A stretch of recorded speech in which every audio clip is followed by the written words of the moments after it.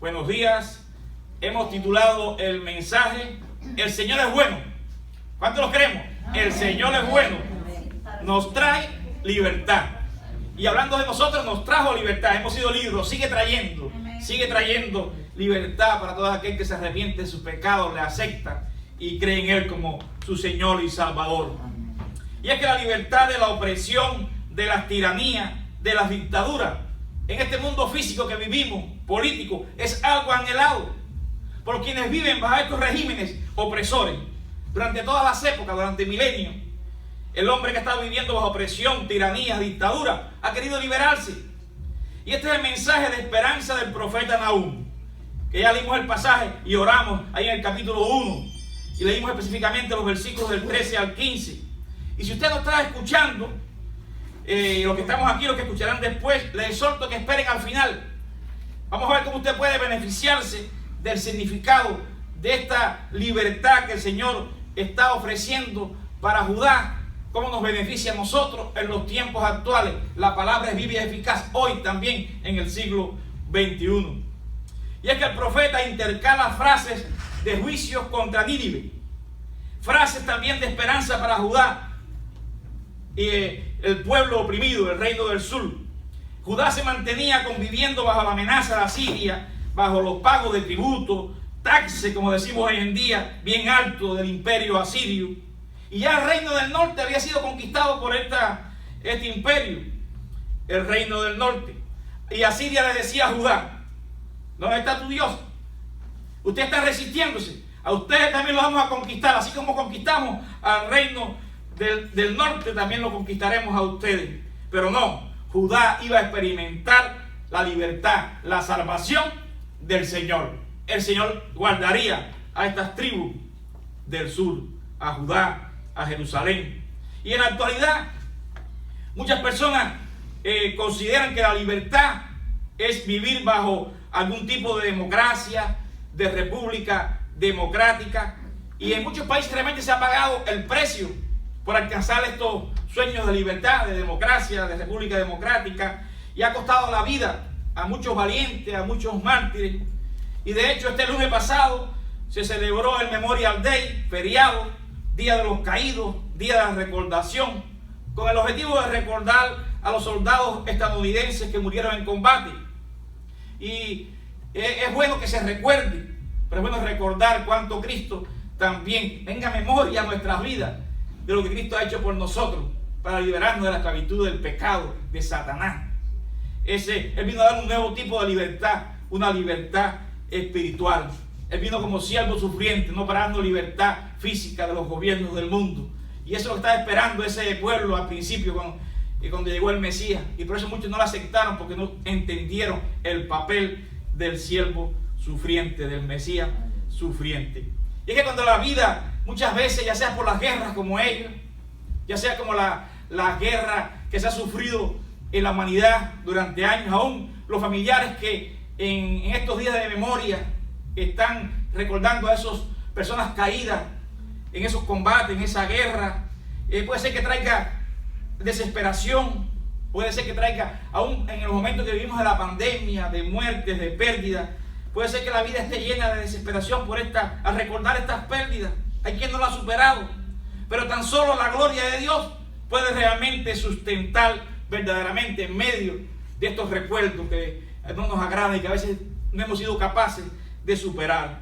Son épocas muchas veces en que pensemos que todo ha salido mal, que hemos perdido amigos, colegas, hermanos cristianos, familiares, y ha parecido que no hay esperanza. Aún en tiempos así, cuando vengan estas memorias a nuestra mente, que el Señor venga también a nuestras mentes, a nuestros corazones, que recordemos, que sea un día de memoria de lo que Él ha hecho por nosotros, de cuánto nos ama, de cuánto quiere libertarnos de esas ansiedades, de esas angustias, porque para eso Él vino. Debemos pedir a Dios que me muestre su gloria. En estos momentos de dificultad, Señor, muéstranos tu gloria, como pedía Moisés. Y el Señor te traerá paz. Él no nos deja, no nos desampara. Si te sientes de esa manera, si te has sentido de esa manera bajo estos tiempos de recuerdo que se está viviendo en este país, se ha vivido en esta semana, Este mensaje es para ti. El Señor es bueno, es el título. Él te trae libertad. Y Nahum comunica buenas noticias para el pueblo de Judá, que estaba sufriendo diferentes formas de esclavitud, diferentes formas de sufrimiento. Para ese pueblo ahí agobiado, con pérdidas familiares, con pérdidas por la esclavitud, con pérdidas por el azote de este imperio enemigo. Estaba sufriendo, pero el mensaje siempre en Cristo es un mensaje de esperanza. En ellos que lo habían de ver, orando por verlo, creyendo que lo verían, pero nosotros ya lo hemos visto. En Cristo Jesús lo tenemos aquí en la Escritura. Por eso en el versículo 13, el mensaje del profeta. Abran su Biblia, sigan leyendo ahí Nahum, no se pierdan ese pasaje para que ustedes lo saboreen ahí, las promesas, las marquen y puedan usarlas en sus tiempos que quizás se sientan decaídos, sin esperanza, como estaba quizás este pueblo. Hay esperanza en Cristo. Dice: porque ahora quebraré su yugo sobre ti y romperé tus coyundas. ¿Qué mensaje para ese pueblo que estaba oprimido, estaba esclavizado, tenía el yugo de un imperio sobre ellos, ahí amenazando con impuestos exorbitantes y diciéndole que lo iban a conquistar, que no se librarían? Y dice: quitaré ese yugo, quitaré esa amenaza, romperé estas coyunturas. Cuando habla de yugo, el símbolo del yugo, como ustedes ven también en la agricultura, ¿no?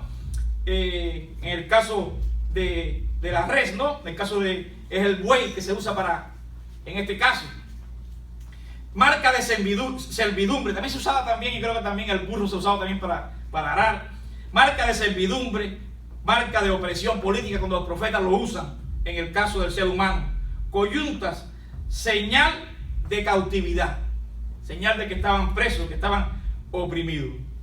Ahora mi pregunta, quizás ustedes pensando, bueno, estamos como dijimos anteriormente, se ha luchado, se habla de democracia, vivimos en una república democrática, ¿qué tiene que ver eso conmigo? No, es que estamos hablando desde el punto de vista espiritual. ¿Qué te está hoy oprimiendo?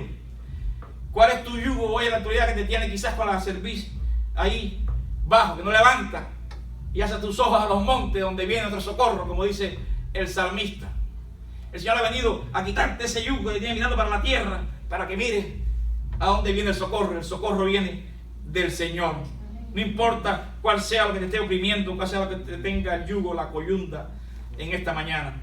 Recordemos la Pascua, ahí cuando estaba esclavizado el pueblo de Israel en Egipto.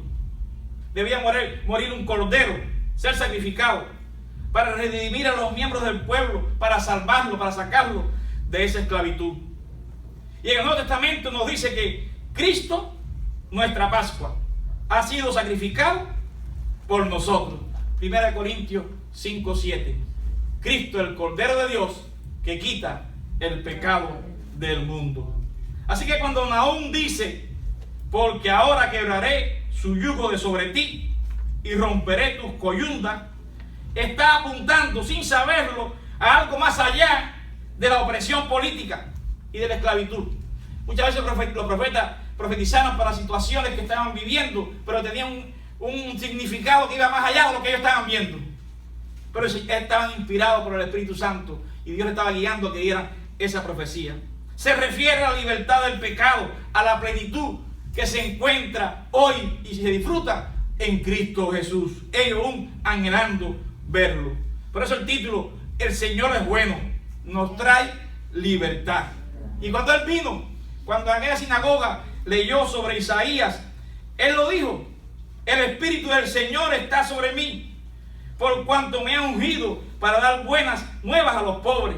Me ha enviado a sanar a los quebrantados de corazón, a pregonar ¿qué? Libertad a los cautivos, vista a los ciegos, a poner en libertad a los oprimidos, a predicar el año agradable del Señor. Lucas 4, del 18 al 19. Él vino para libertar. Él vino para darnos, hacernos libres, no para que estemos atados. Él vino para dar su vida en rescate por mucho. Marcos 10:45. Pagando el precio por nuestros pecados por medio de su muerte sacrificial como el Cordero de Dios ahí en la cruz. Nahum ha enseñado en este libro, si usted lo lee, es corto, que Dios en su severidad, en su santidad, en su juicio, se venga de sus adversarios. Capítulo 1, versículo 2, la parte final. También más adelante dice que es también una fortaleza en el día de la angustia. Ahí en el versículo 7. Para los que en Él confían. Fortaleza en el día de la angustia y conoce a los que en Él confían. Versículo 7. ¡Qué tremendo! Para los que en Él confían. Él es una fortaleza. Y en el versículo 12, más arriba que leímos ahorita en el 13, dice: así ha dicho Jehová, aunque reposo tengan estos opresores y sean tantos, aún así serán talados, y Él pasará. Bastante te he afligido, no te afligiré ya más, le dice al pueblo de Judá. Así que iba a quitar ese yugo. Estaban siendo afligidos constantemente por estas amenazas, por estos impuestos, por este imperio que los acorralaba. Pero dice: bastante te he afligido. Nos habla de que sí, hay juicio del Señor. A veces en nuestra mente finita humana y queremos ver, no puede ser que Dios haga esto o otro. Bueno, Dios sí nos dice en la Biblia que muchas veces disciplinó a su pueblo por causa de su rebeldía, y otras veces ha permitido que ocurran las cosas. Y ahí no tenemos, en los momentos actuales no tenemos como aquella época que el profeta dice: juicio de Jehová. Sabemos que es juicio, no vamos a buscarle más. En los tiempos actuales podemos decir: esto que está ocurriendo, de diferentes situaciones que hemos visto durante tanto tiempo, es juicio del Señor, pero lo ha permitido. Cualquiera de las dos cosas, Dios está en control. Y es que siempre está en algo que no entendemos, esto es la soberanía de Dios. Dios es rey, Dios es rey soberano, está en su trono. Y la responsabilidad del hombre. El hombre tiene responsabilidad también en mucho de lo que ha ocurrido y de lo que está ocurriendo. Dios no puede ser burlado. El Señor no puede ser burlado. Y Dios realmente aborrece el pecado. Las Escrituras nos dicen que nos aferremos a ambas verdades: soberanía de Dios, responsabilidad de la humanidad. Cuando vemos las situaciones, cuando vemos las crisis, cuando vemos las agonías, las esclavitudes, todo lo que quizás no nos agrade. Así ha dicho Jehová, en versículo 12: aunque reposo tenga y sean tantos, aún así serán talados. Serían realmente quitada esa opresión del pueblo. Y al pueblo le decía: te he afligido. Le dice: te he afligido, no te afligiré más. Así que lo que te estaban pasando, también tenían ellos responsabilidad. Nuestro Padre Celestial también estaba imponiendo disciplina, usando una nación extranjera. A veces no podemos entenderlo, pero ambas verdades las tenemos en la Biblia. Y a lo largo de la historia bíblica, el pueblo de Dios ha sufrido los juicios y las disciplinas de Dios. Lo leemos, si usted lee la Biblia. Y el salmista también, en lo personal, quizás usted no se ha dado cuenta, pero usted ha recibido también la disciplina del Señor. Y el salmista decía: antes que fuera afligido, yo me descarrié, mas ahora guardo tu palabra. Salmo 119, 67. Y más adelante decía: bueno es para mí el ser afligido, para que aprenda tus estatutos. 119, 71. O sea que reconoció, como un niño cuando es disciplinado puede que no entiende, pero después, a medida que pasan los años, qué bueno que mis padres me disciplinaron, qué bueno que me libré de esto y de lo otro. Porque qué padre que ama a su hijo también nos disciplina. Es parte de lo que nos llama también la Escritura. En Hebreos 12:11 nos dice, ya en el Nuevo Testamento: al presente ninguna disciplina parece ser causa de gozo, sino de tristeza. Cuando se disciplinan a los niños se ponen tristes y lloran. Cuando usted está en medio de la prueba, pasando por tribulación, y si es que usted está en rebeldía de Dios, está en desobediencia, y Dios está a usted afligiendo, disciplinando, puede que usted se esté preguntando por qué. Quizá en ese momento no sea causa de gozo, quizá de tristeza, pero sin embargo, a los que han sido ejercitados por medio de ella, le da después fruto apacible de justicia. Amén. Se beneficia, su fe crece, se fortalece, refulge como el oro. Así que vemos siempre en los profetas, aún Jesús mismo predicaba: el reino de los cielos se ha acercado, arrepentido y creed en el Evangelio. Siempre un llamado al arrepentimiento, un llamado al anuncio de juicio, de la disciplina ante la desobediencia, pero también de esperanza cuando confesamos nuestros pecados, nos arrepentimos y nos volvemos al Señor. El Señor es bueno y nos trae libertad.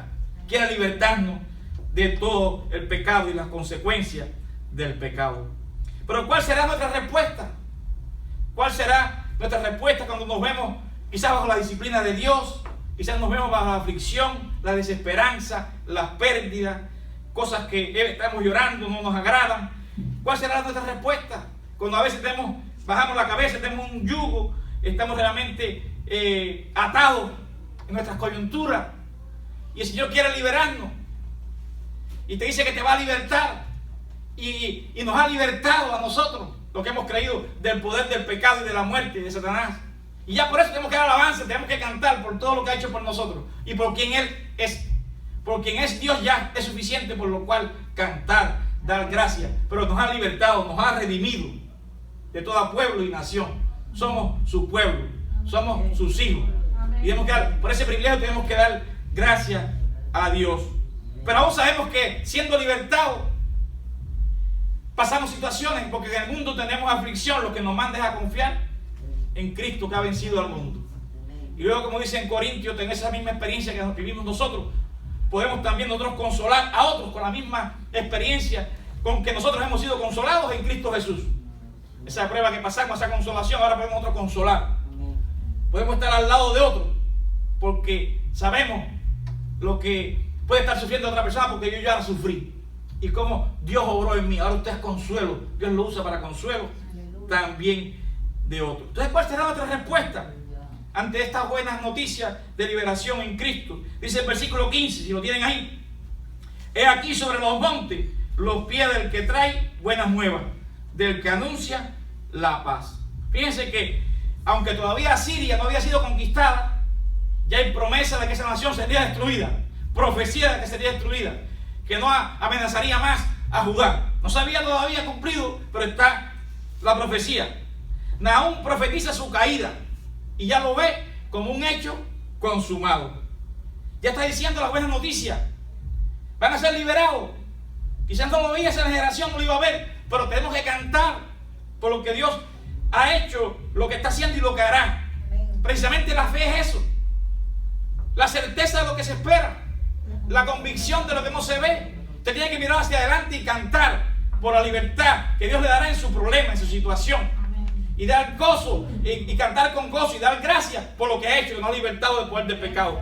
Pero en mi situación ya miro victoria. Somos más que vencedores en Cristo Jesús. Ante los problemas que tenemos, no mire lo grande de tu problema, sino lo grande que es Dios. El que puede vencer tu problema, el que pelea como ti, por ti como poderoso gigante. Amén. Eso es lo que tenemos que mirar hacia adelante. Eso es lo que estaba diciéndole a Judá. Miren hacia adelante, canten, celebren. Hay buenas noticias. Buenas noticias al rey de Judá, a su pueblo. Buenas de lo alto. Viene desde la montaña, viene desde lo alto. Y está diciendo ya, en aquella época, cuando se ganaba un combate, mandaban a un emisario corriendo. Que hemos ganado, el mensajero. Tiene las buenas nuevas, el evangelio. Tiene ese simbolismo que después nos retoma el apóstol Pablo, como lo leeremos. Pero tiene esa gráfica, cuando decimos el evangelio es buenas noticias. Bueno, piensen, es que se ha conquistado, ha habido victoria. Nuestra victoria que la ha conquistado ¿quién? Jesús. Con su sacrificio en la cruz, con su resurrección. La muerte no pudo retenerlo, con nuestra liberación nos ha comprado al precio de su sangre. Pero en el combate real venía el guerrero, el mensajero de aquella guerra, de aquel combate, a la ciudad, a traer la buena noticia al rey, si había permanecido, si no estaba en el combate, a los que quedaban de esa administración, de ese gobierno, si el rey estaba al frente. Hemos ganado la batalla. Al pueblo que había quedado en la ciudad se le comunicaba que de aquel combate, de aquella batalla, habían resultado vencedores. Y este es el mensaje de Nahum. Sin que haya ocurrido, seguían oprimidos, pero le decía: hemos ganado la batalla. Alégrense, hay buenas noticias para ti, Judá. Es como si el mensajero viniera desde lo alto y a todo pulmón, antes de llegar, dijera: no temas, Nínive está destruida, pueblo de Dios está seguro en las manos de Dios. Ten la victoria, tenemos la victoria. Eso era lo que estaba comunicando Nahum. Gritos de victoria desde lo alto, como un mensajero que venía desde la montaña. repito, no estaba ocurriendo, pero el pueblo tenía que verlo así. Tenía que vivir así por fe, esperando esa victoria. Apuntaba a un futuro, a una salvación y una paz más allá de los asirios, a una paz y una libertad más allá aún de los babilonios. Apunta a esa salvación, a Cristo y la paz que Dios solo puede dar. Al final sabemos que esas buenas noticias, aunque era para ese pueblo real, en sus circunstancias que estaban viviendo después con Babilonia, todas esas cosas estaban sucediendo físicamente, guerras, combates, pero apuntaban más allá de eso. Lo que el profeta estaba señalando, el Espíritu después lo usaría allá en Romanos, con la carta de Pablo, porque para Cristo. Está hablando de la salvación en Cristo y a la paz con Dios, a la vida en el Espíritu Santo, a la vida en el poder del Espíritu. ¿Y qué estímulo para los cristianos? Que se nos da la tarea de compartir estas buenas noticias de salvación en Cristo. Es también un desafío para los cristianos, para apoyar esta gran comisión en oración como nos manda. Y ya lo vimos la semana pasada, y hacer discípulos, bautizándole, pero siguiendo enseñando que guarden todas las cosas, obedeciendo, ofrendando para las misiones, ayudando de forma práctica en dar estas buenas noticias como mensajeros. Somos embajadores de Cristo, diciendo reconciliados con Dios. Se nos manda a dar esas buenas noticias al mundo. Tenemos que ofrecerla. Y si no la quieren recibir con gozo, bueno, tu tarea es venir como ese mensajero, dando de que hay libertad para ellos, que hay buenas noticias. Si ellos quieren seguir presos y en su esclavitud, tendrán que rendir cuenta a Dios, pero lo suyo es bajar corriendo, dando las noticias que hay libertad en Cristo, que hay salvación en Cristo, que se arrepientan, que acepten a Cristo como Señor y Salvador. El apóstol Pablo citó estas palabras de Nahum, y también lo había dicho también Isaías, con similar este mismo mensaje del embajador de la paz, de las buenas noticias, del mensajero. Dice el apóstol Pablo en Romanos 10, del 14 al 15. ¿Cómo pues invocarán a aquel en el cual no han creído? ¿Y cómo creerán en aquel de quien no han oído? ¿Y cómo oirán sin haber quien les predique? ¿Cómo pueden saber las personas que usted tiene gozo? Que usted no hace falta cosas externas para alegrarse, de alcohol, de droga, de humo, de cualquier tipo. Usted tiene gozo a pesar de las dificultades. Y que, porque el Señor la ha liberado, le ha dado paz, le ha dado alegría. Como cantamos, tengo libertad, tengo libertad, tengo libertad. Amén. Y cantamos. Y que el que está al lado suyo, el familiar, quien sea, que tiene que dar esa buena noticia. Porque ¿cómo oirán si usted no se los dice? Si usted no baja de la montaña como el mensajero. Ganamos, ha sido liberado. Tú puedes ser liberado. Yo fui liberado. ¿Y cómo predicarán si no fueran enviados? Bueno, ya fuimos enviados. Está ahí la gran comisión. Como iglesia también le decimos, vamos afuera a salir, vamos a todos los martes, una vez al mes, cuando ayunemos, cada vez que oremos, cada vez que visitemos, vamos a visitar, vamos a anunciar, vamos a salir afuera a las calles a dar este mensaje. Como está escrito, cuán hermosos son los pies de los que anuncian la paz, de los que anuncian buenas nuevas. ¿Ven? El mismo mensaje en Nahum de Isaías se repite en el Nuevo Testamento. Tenemos que darnos nosotros bajando un mensaje de lo alto. Un mensaje de lo alto que Dios nos manda a dar. Entonces, ¿cómo responderemos a este gozo de la salvación tan grande que Dios nos ha dado? Hermano, predicando, dando el mensaje, dando las buenas noticias, diciendo reconciliado con Dios. El Señor es bueno, quiere darte libertad, acéptalo como Señor y Salvador. Prediquemos a otros esas buenas noticias de salvación en Cristo. ¿Cómo más responder? Diciendo que el Señor es bueno, que nos trae libertad. Bueno, celebrando, adorando como estamos haciendo aquí en esta mañana, en esta tarde, pero diariamente tenemos que hacerlo. Dice el versículo 15, en la parte B, celebra, oh Judá, tu fiesta. Celebra. Les mandaban a celebrar, aunque todavía estaban ahí amenazados, encerrados, oprimidos. No se les manda a estar pensando, ay, esta esclavitud que vivimos, o este encierro que vivimos, y que están constantemente arriba de nosotros, las amenazas que vivimos que nos van a conquistar, y pensando en los problemas. Le dicen, celebren, vayan ahí al templo, canten, celebren. Es un llamamiento a la adoración, una convocación a la adoración, aún antes de que llegue el mensajero, aún antes de que llegue la libertad ofrecida por el mensajero. Estando aún sin resolver los peligros y los problemas del pueblo, debían celebrar, debían cantar, debían adorar. Eso precisamente es fe. y Dios se manifiesta en medio de la alabanza de su pueblo. Dios se glorifica, Dios se manifiesta, Dios liberta. Por eso es que nos llama a cantar aún en medio de los problemas. En ocasiones, un creyente deja de adorar, deja de congregarse junto a otros creyentes cuando pasa por dificultades en la vida. Y es cuando menos lo debe hacer. ¿Cuántas veces como misionero, como pastor en diferentes lugares, usted lo ha escuchado con sus compañeros, con sus hermanos, en diferentes iglesias? No estamos exentos en esta. Y no queremos, no es nada particular contra nadie. Pero ¿cuántas veces escuchamos y dice, no voy, pastor, porque estoy cansado? Y si se entendiera que ahí va a recibir paz. No dice la Escritura, venid a mí todo lo que esté trabajado y cargado, que yo os haré descansar. Pero ¿dónde está la fe? Tienes muy poca fe para decir que vas a quedarte en la casa sentado. Aquí te puedes sentar, en el estudio te puedes sentar, pero aquí está garantida la presencia de Dios y que Dios puede orar en tu problema, levantarte, darte descanso, darte sanidad. Pastor, que me siento deprimido, pastor, que me siento de esta manera. Precisamente por eso es que no debe faltar, porque ¿dónde está la fe de que tú crees que aquí está Dios? Que cuando hay más, dos o más reunidos en su nombre, ahí está Él. Aleluya. Y tú lo sabes, tú esperas con expectativa que llegue el domingo. Yo estoy solo en mi casita, yo estoy aquí en mi problema, estoy en mi trabajo solito. Quiero que llegue el miércoles, quiero que llegue el domingo, quiero reunirme con mi hermano porque no sé si estuvo conmigo aquí, no sé cómo estoy yo con Dios, deja revisar, examinarme, pero yo sé que cuando vaya a reunirme con mis hermanos, ahí Dios dice que va a derramar bendición y vida eterna. Ahí va a mandar liberación, va a mandar sanidad. Donde el pueblo se congrega, Él va a estar. Voy a congregarme. ¿Por qué nos dejamos engañar por el enemigo? Y este es lo que más está usando con este COVID, con este encerramiento que tuvimos, con este acomodamiento que levantamos los pies y ponemos a YouTube y a lo otro. Entonces cualquier excusa es buena para faltar a la iglesia. Hermano, vamos a leer lo que dice Hebreos 10 del 24 al 25. Consideremos cómo estimularnos unos a otros al amor y a las buenas obras, no dejando de congregarnos como algunos tienen por costumbre, sino exhortándonos unos a otros, y mucho más al ver que al día se acerca.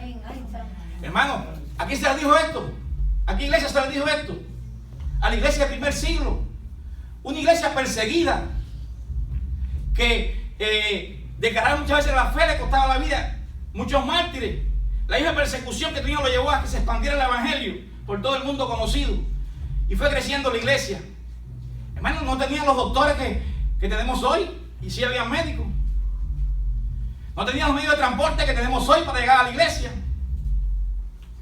No tenían la ropa y el calzado que tenemos hoy. Muchos eran esclavos y tenían que pedir permiso a sus dueños para ir a las reuniones. Caminaban y predicaban a pesar de su cansancio. Ellos tenían cansancio. Ellos no les dolía la muela, no tenían los dentistas de hoy. Precisamente yo creo que nos falta la fe. Ellos en la falta de recursos, de médicos, de medicina, de ropa, de calzado, tenían una dependencia más de Dios. Yo voy a ir que Dios me sane este dolor de muela.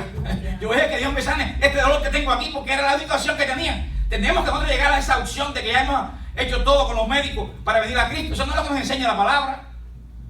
Tenemos a aquel rey que Dios condenó porque buscó primero a los médicos antes que Él. Así que cuando aquellos vean médicos, no con el conocimiento de Él, pero Dios quiere que primero lo busquemos a Él.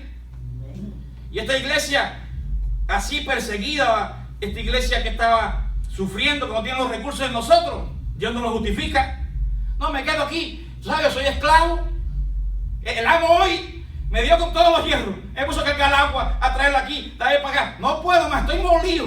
Como el amo, lo que he trabajado con el amo y sin recibir salario, eran esclavos. No. Vayan y congréguense, dice el Espíritu Santo. Porque algunos ya se habían acostumbrado. Dice, como algunos ya tienen por costumbre que, ay, no, estoy cansado. Ay, no, tengo este dolor, tengo este otro dolor. No. Hermano, exhortémonos. Exhorte usted a los hermanos que nos están pidiendo, que le dicen que están cansados, ansiosos, deprimidos. Es aquí donde tenemos que estar congregados en cada momento que la iglesia se reúne. Consideremos para estimularnos al amor y a las buenas obras, no dejando de congregarnos como algunos tienen por costumbre, sino exhortando. No soy yo solo. Esta predicación y esta exhortación ustedes la tomen y llamen a los hermanos que han faltado, que están faltando a los miércoles, que están perdiéndose incluso la alabanza. Ahí tenemos la mala costumbre, que llegamos al principio del sermón o a la mitad del sermón. Pero al médico llegamos puntual, a la cita llegamos puntual. Y nos perdemos. Yo quiero oír su voz. Extraño su voz y su alabanza cuando usted no está aquí. Cantemos juntos al Señor. Alabemos juntos. Hay una hora para comenzar el culto. Dios es un Dios de orden. Y tenemos que estar aquí. En exhibirnos a adorar. Usted se perdió la parte de la adoración. Usted se perdió la parte de alabanza que hacemos a Dios. Y luego también el mensaje. Tenemos que buscar juntos del Señor. Exhortemos unos a otros. Todos tenemos que exhortarnos. Llámense. Tenemos los teléfonos, llamémonos. Y mucho más viendo que el día se acerca. Todo el mundo decimos, oye, los tiempos están malos. Cristo viene pronto. Bueno, con más razón. Tenemos que estar cada día más unidos y exhortándonos. Así que, ¿cómo vamos a responder a esta gran libertad que Dios nos ha dado? Predicando, celebrando, adorando juntos. ¿Cómo seguir respondiendo? Que el Señor es bueno y nos trae libertad. Hermano, cumple tus votos. Dice, cumple tus votos. El versículo 15. Cumple, vive en obediencia al Señor.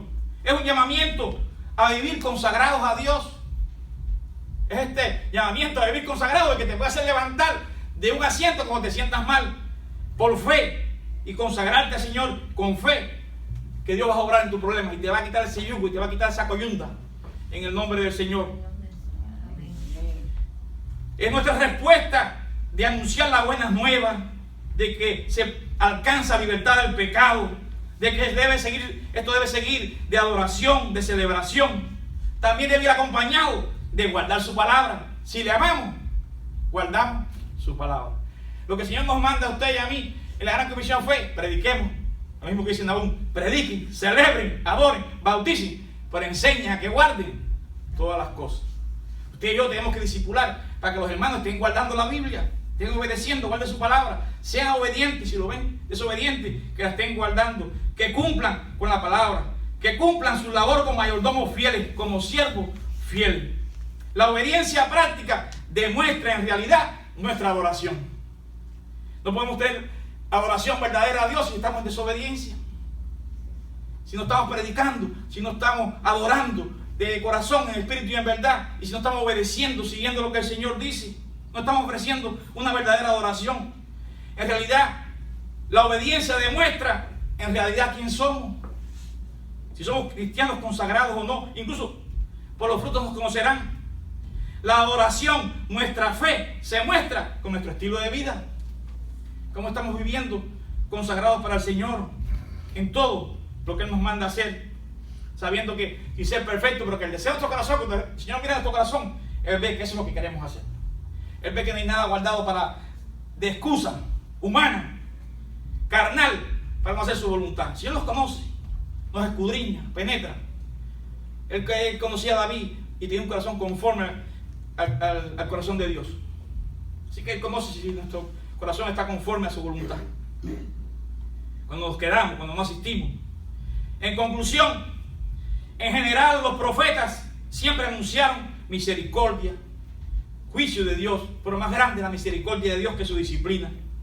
Ellos siempre apuntaban a un cambio de rumbo, a dejar el pecado, a volverse a Él. Él sanaría la tierra, deseo de preservar la vida.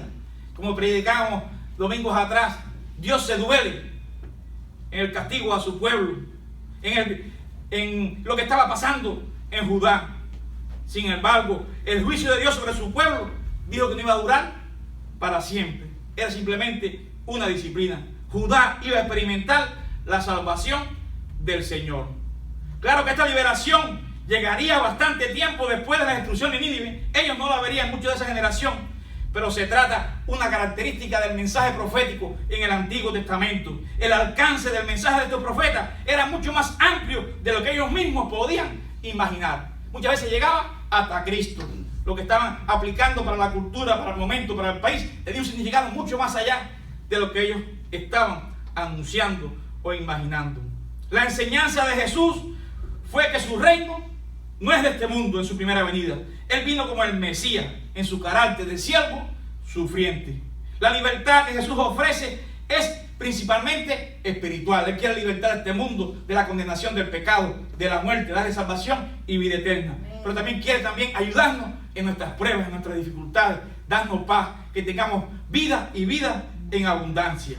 Su propósito principal es libertar a las personas de la esclavitud del pecado y las consecuencias de vivir en esos pecados. El Señor ofrece verdadera libertad. Voy a citar 3 textos. Conoceréis la verdad y la verdad os hará libres. Juan 8:32. Romanos 8:2. La ley del Espíritu de vida en Cristo Jesús nos ha dado libertad de la ley del pecado y de la muerte. Hebreos 2:14-15. Así que por cuanto los hijos participaron de carne y sangre, Él igualmente participó de lo mismo, para anular mediante la muerte el poder de aquel que tenía el poder de la muerte, es decir, al diablo, y librar a los que por temor a la muerte estaban sujetos a esclavitud durante toda su vida. O sea, Él vino a liberar a los que están presos precisamente por el temor a la muerte. Él conquistó la muerte para que los que crean en Él no estén sujetos. Comamos y bebamos que mañana moriremos. Disfruta que la vida es corta. Esa expresión dice que la persona solamente está mirando para esta tierra. Pero los que lo hemos conocido sabemos que es mucho más que eso. Sabemos que cuando vivimos para Cristo, la muerte a nosotros tampoco puede retenernos, como dijo y estudiamos en el estudio del miércoles. Las puertas del Hades no prevalecerán contra su iglesia. Aleluya. El Señor es bueno. Nos ha dado libertad. ¿Cuántos dicen amén? Amén. Pues vivamos de esa manera la libertad que Cristo nos ha dado y anunciemos, cantemos, adoremos y obedezcamos al Señor. Bendiciones. Amén.